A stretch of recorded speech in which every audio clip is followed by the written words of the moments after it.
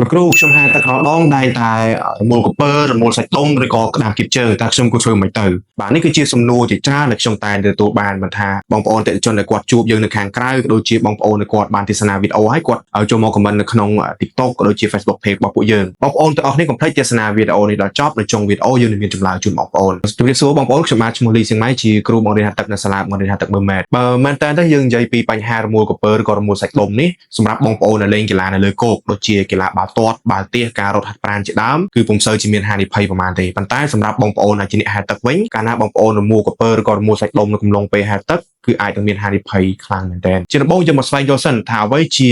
ការរមូលសាច់ដុំឬក៏រមូលក្រពើរមូលក្រពើគឺជាការកន្ត្រាក់សាច់ដុំភ្លាមៗដោយអចេតនាដែលបាតុភូតនេះនឹងធ្វើឲ្យបងប្អូនទាំងអស់គ្នាមានការឈឺចាប់នៅត្រង់បរិវេណសាច់ដុំជាខ្លាំងហើយនឹងពិបាកនៅក្នុងការធ្វើចលនារមូលក្រពើភាគច្រើនតែងកើតឡើងនៅលើតំបន់កំភួនជើងសាច់ដុំជើងប៉ុន្តែពេលខ្លះវាក៏អាចកើតឡើងនៅតំបន់តាគៀកផ្លូវដៃនិងសាច់ដុំពោះជាដើមការរមូលក្រពើតែងតែកើតឡើងទៅលើមនុស្សគ្រប់វ័យបងប្អូនវាមិនរើសវ័យទេហើយមនុស្សភាគច្រើនតែងតែជួបប្រទះញឹកញាប់ជាមួយនឹងការរមូលក្រពើនេះគឺភាគច្រើនទៅលើអ្នកដែលគាត់លេងកីឡាញឹកញាប់ជាជិះកង់រត់ហាត់ប្រាណលេងកីឡាបាល់ទាត់បាល់ទះអ្នកហែលទឹកហើយនឹងមនុស្សចាស់ក៏អាចមានអាការៈរមូលក្រពើដែរបងប្អូនឥឡូវនេះយើងមកស្វែងយល់ពីមូលហេតុវិញម្ដងតើមានមូលហេតុអ្វីខ្លះដែលធ្វើឲ្យយើងងាយនឹងរមូលក្រពើខ្ញុំសូមផ្ដោតទៅលើតែកីឡាហែលទឹកតែប៉ុណ្ណោះទី1គឺมันមានការកម្ដៅសាច់ដុំត្រឹមត្រូវបងប្អូនខ្លះគាត់មកដល់អាងទឹកភ្លាមគឺគាត់ចូលហែលទឹកតែម្ដងដោយពុំមានការកម្ដៅសាច់ដុំដូចជាការ warm up មុននឹងហែលទឹកទេទី2គឺបងប្អូនទាំងអស់គ្នាប្រើប្រាស់នៅកម្លាំងជើងខ្លាំងពេកនៅកំឡុងពេលហែលទឹកនេះគឺជាមូលហេតុចម្បងមួយដែលធ្វើឲ្យបងប្អូនទាំងអស់គ្នាងាយនឹងជួបប្រទះនៅក្រាមគៀបជើងក៏ដូចជារមូលសាច់ដុំទី3បងប្អូនទាំងអស់គ្នាផឹកទឹកបានគ្រប់គ្រាន់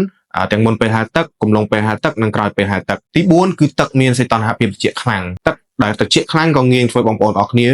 ជួបប្រទះជាមួយនឹងអាការៈក្តាមគៀបជើងក៏ដូចជារមូលសាច់ដុំផងដែរទាំងនេះគឺជាក្រុមមនុស្សដែលងាយនឹងរមូលក្រពើនៅកំឡុងពេលហែលទឹកទី1សម្រាប់អ្នកចាស់ហែលថ្មីថ្មងសម្រាប់បងប្អូនដែលទៅតែចាស់ហែលថ្មីថ្មងហើយបងប្អូនដឹងថាបច្ចេកទេសរបស់យើងក៏ដូចជារបៀបនៃការហែលរបស់ពួកយើងមានកម្រិតសូមបងប្អូនបង្កើនការប្រុងប្រយ័ត្នដោយហែលតែតំបន់ឬក៏កន្លែងណាដែលរាក់បាទពុំសូវជ្រៅខ្លាំងជៀសវាងនៅពេលដែលមានបញ្ហារមូលក្រពើគឺយើងអាចជួយខ្លួនឯងបានទី2គឺសម្រាប់អ្នកដែលគាត់ហែលញឹកញាប់បាទអ្នកដែលចាស់ហែលទឹកញឹកញាប់ក៏ពេលខ្លះក៏ប្រកួតអាចនឹងមានការរមូលក្រពើដោយប្រកួតពុំបានកម្ដៅសាច់ដុំត្រឹមត្រូវឬក៏ការប្រើប្រាស់នៅកម្លាំងជើងខ្លាំងនិងទី3គឺទឹកដែលមានសីតុណ្ហភាពជាខ្លាំងក៏អាចធ្វើឲ្យប្រកួតរមូលក្រពើបានដូចគ្នាទី3សម្រាប់អ្នកដែលវឹកហាត់នៅកីឡាធ្ងន់ៗដូចជាការរត់ល្បឿន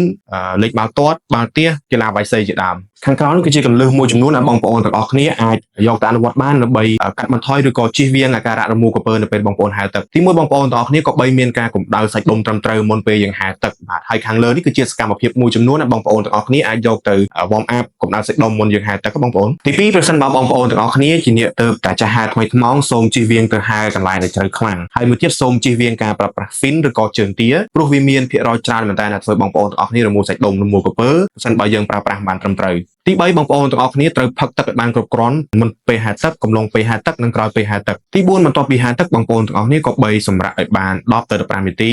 បន្ទាប់មកធ្វើការងូតទឹកជាមួយនឹងទឹកក្តៅអ៊ុនៗដើម្បីជួយពន្លាសាច់ដុំរបស់យើងទី5សម្រាប់បងប្អូនដែលមានវ័យចំណាស់ជាពិសេសដូចបងប្អូនដែលមានជំងឺទាក់ទងទៅនឹងជំងឺទឹកនោមផ្អែមជំងឺសរសៃឈាមបេះដូងសូមបងប្អូនទាំងអស់គ្នាក៏បីទៅពិភាក្សាជាមួយនឹងលោកគ្រូពេទ្យជំនាញមុនពេលចាប់ផ្ដើមធ្វើការហែលទឹកប្រសិនបើបងប្អូនទាំងអស់គ្នាពេញចិត្តនៅវីដេអូនេះសូមកុំភ្លេចធ្វើការចែករំលែកទៅកាន់មនុស្សជាទីស្រឡាញ់របស់បងប្អូនទាំងអស់គ្នាអរគុណច្រើនជួបគ្នានៅវីដេអូក្រោយ